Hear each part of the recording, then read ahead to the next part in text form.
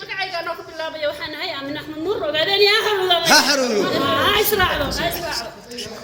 shir baad ka soo baxday shirkii wada tashiga jaaliyadda reer ogaadeen ee dalka Yaban bal shucuurtaada nooga waran maxaad dareemaysaa wallahi shucuurtaydu aad bay u kacsan tahay shirkiina guul buu soo dhamaaday haye alxamdulillahi rabbil caalamiin kaalinta jabhadda wadaniga xoreynta ogaadeen iyo inay soo hordhigto waxa weeyaan bulshada tirada maxaad nagu biirinaysaan oo ra'yiga bal dareenkaaga intee leeg bay waxa weeye bal noo waran maxaad aaminsan tahay wallahi waxyaabo badan baa macnaha maxay ahaydeen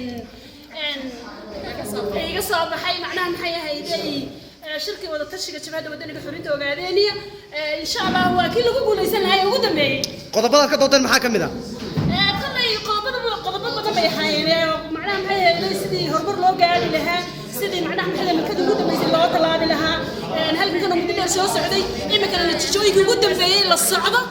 baan ku soo dhamaysanay alxamdulillah maadaama oo maanta cadawga Itoobiya uu burbursan yahay kaalinta maanta jabhadda wadaniga xoreynta ogaadeen iyo ummadda halkan ka jecel ay maanta moraalkeedu ugu wanaagsan yahay maanta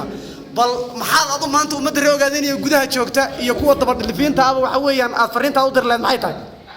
waxaan u dirayaa kuwa gudaha ogaadeen ku jira siiba gaar ahaan ciidanka qalabka sida jabhadda wadaniga xoreynta ogaadeen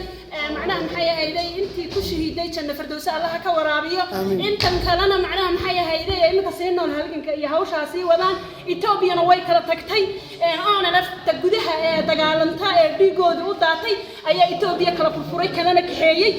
macnaha maxay ahayd taasaan macnaha maxay ahayd leeyahay shacabka reer ogaadeen caalamka jooga walaalayaal saaxiibayaal halgamayaan